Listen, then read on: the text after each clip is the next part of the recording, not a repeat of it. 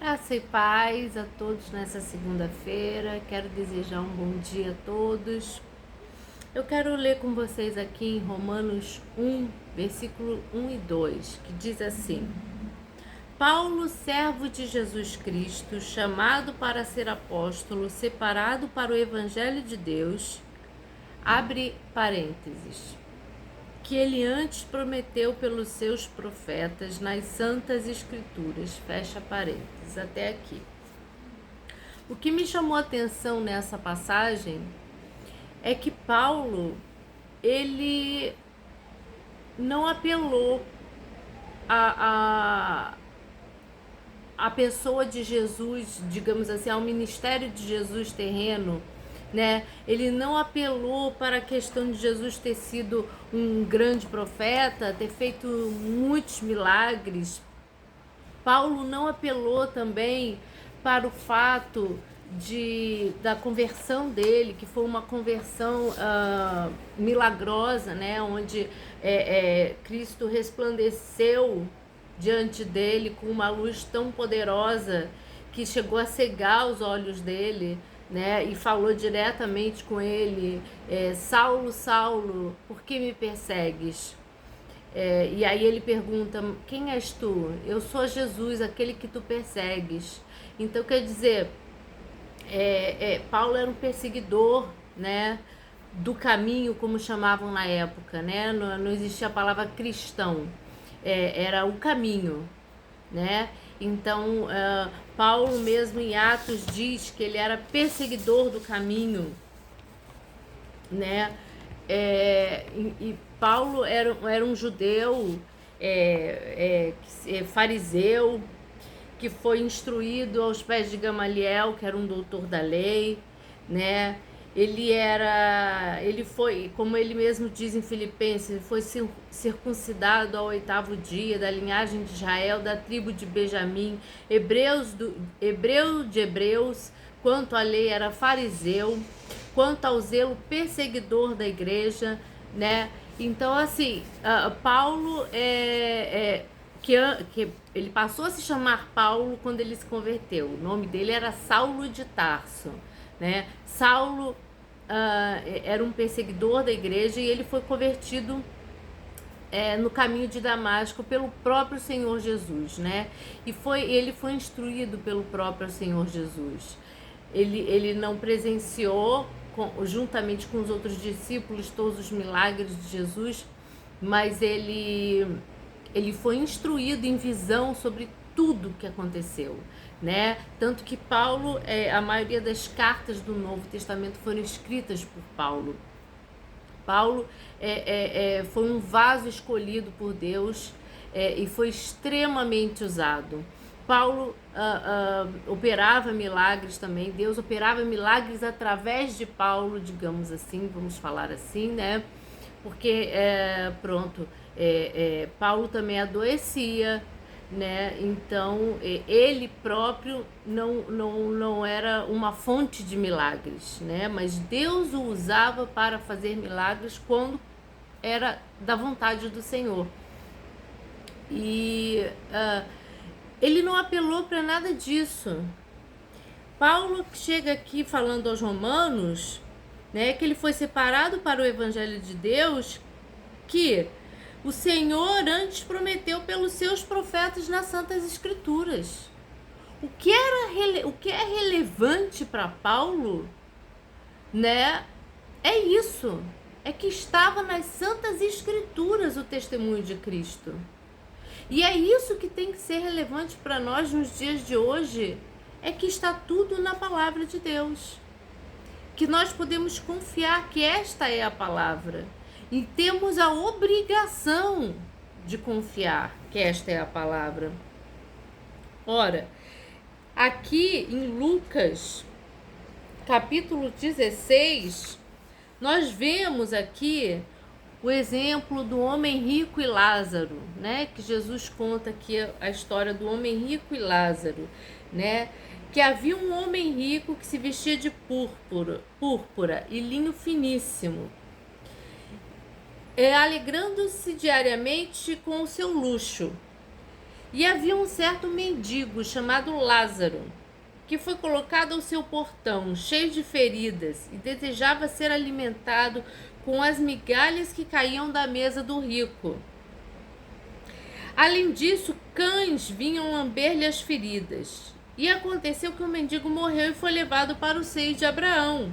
E o homem rico morreu e foi sepultado.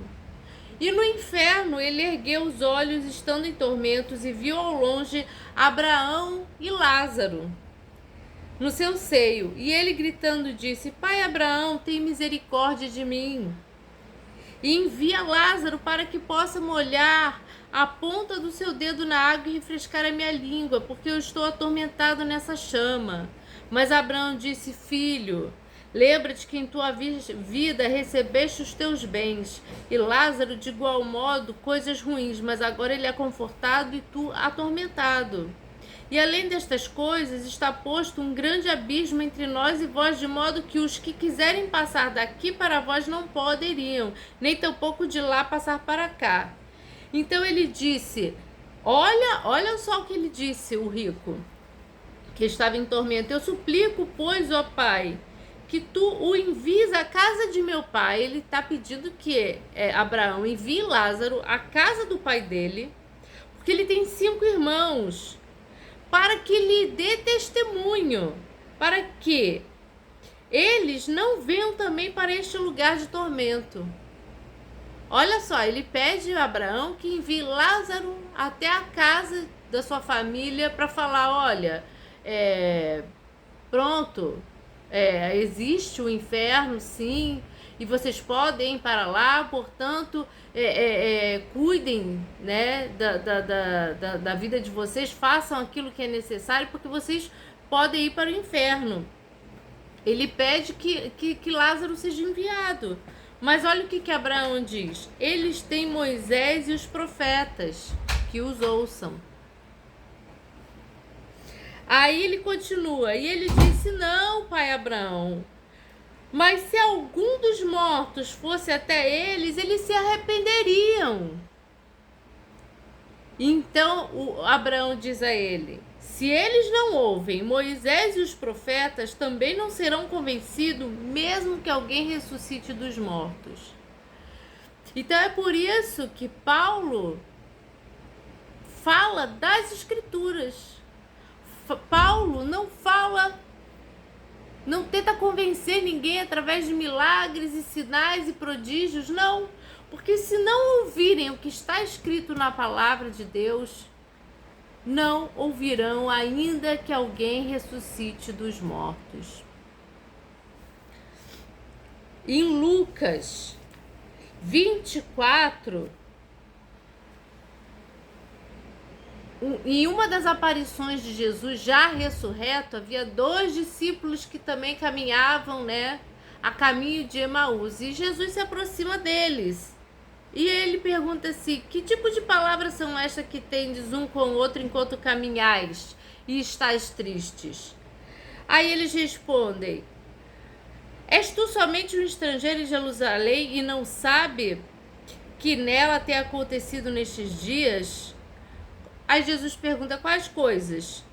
E eles lhe disseram: a respeito de Jesus de Nazaré, que foi um profeta poderoso em feitos e palavras diante de Deus e de todo o povo, e como os principais sacerdotes e os nossos governantes o entregaram para ser condenado à morte e o crucificaram. Aí olha o que eles dizem: mas nós esperávamos que fosse ele que havia de redimir Israel. Ou seja, eles passaram todo aquele tempo com Jesus e eles ainda não tinham entendido nada. Então Jesus fala para eles: ó tolos e tardos de coração, para crer em tudo que os profetas falaram. Não convinha que o Cristo sofresse essas coisas e entrasse na sua glória? E aí Jesus, com toda paciência, começando por Moisés e por todos os profetas, explicou-lhes em todas as Escrituras as coisas a seu respeito. O próprio Jesus não usou de seus feitos mas falou, explicou através das escrituras que tudo que sucedeu a ele havia de acontecer, havia sido profetizado. Era assim que deveria ser. Ele deveria ter sido entregue e morto no nosso lugar para nos redimir dos nossos pecados. Essa é a remissão, e não a remissão que eles pensavam.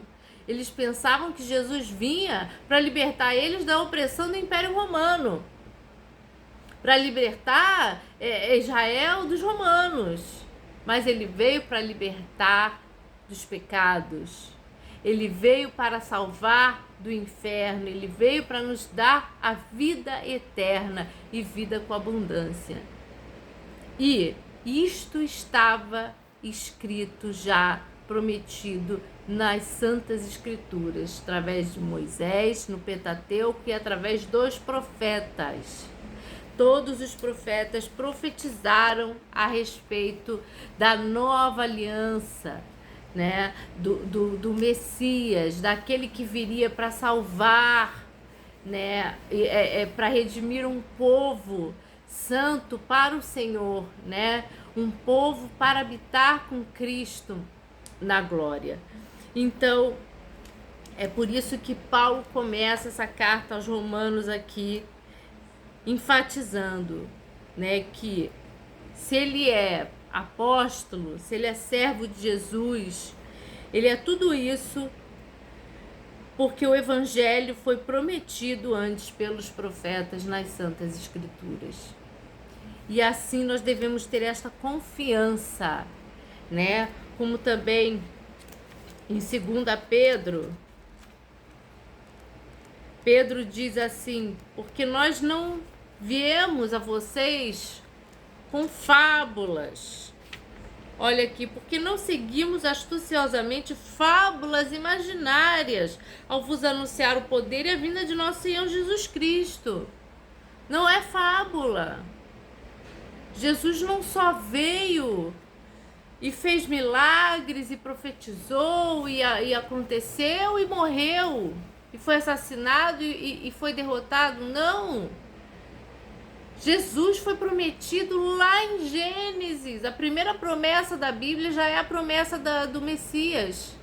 Em Gênesis 3,15, quando Adão e Eva pecam e comem do fruto proibido, né? Deus promete que da semente da mulher viria o varão que esmagaria a cabeça da serpente. Então ali já foi a promessa do evangelho, a primeira promessa do evangelho foi feita em Gênesis 3,15. Depois, através de Abraão, que ele seria pai de muitas nações, né? Então, todos aqueles que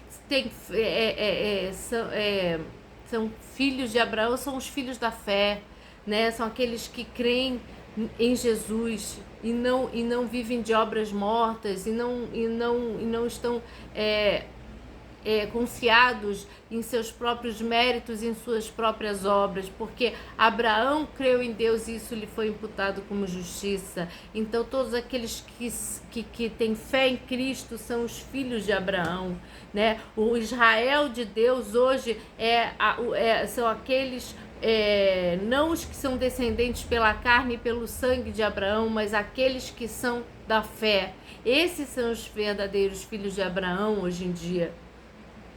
Então nós fazemos bem em olharmos aqui para esta palavra e confiar, né, que este livro, que apesar de ter sido escrito por várias pessoas, mais de 40 autores, num período de mais de 1.500 anos, ele tem uma harmonia, né, infalível, né, porque todas as promessas que estão aqui foram, muitas delas já se cumpriram, né, e todas as promessas com relação ao Messias, principalmente, que é Jesus Cristo, foram cumpridas, né, porque Jesus disse: importa que tudo aquilo que foi profetizado se cumpra, né? Então tudo foi cumprido. Jesus cumpriu toda a lei e os profetas em vida, né? Por isso que quando as últimas palavras de Jesus antes de entregar o seu espírito ao Senhor está consumado. Está consumado. Ali naquela cruz ele consumou, né? Eles repartiram as vestes dele conforme está no Salmo, né? Eles deram vinagre para ele beber, tudo conforme estava nas Escrituras, né? Então quando a última coisa se concretizou, ele diz: está consumado, e entrega o Espírito a Deus, mas para tomá-lo de volta, porque ele diz em João: eu tenho o poder para dar e tomar de volta a minha vida, porque todo o poder me foi dado pelo meu Pai. Então eu deixo essas palavras e que você possa conhecer a esse Jesus, o Jesus Salvador, o Jesus Messias, o Jesus Filho de Deus, né? Aquele que veio, que é Deus e que veio nos redimir e nos salvar conforme as Escrituras. Eu deixo essas palavras em nome de Jesus. Amém.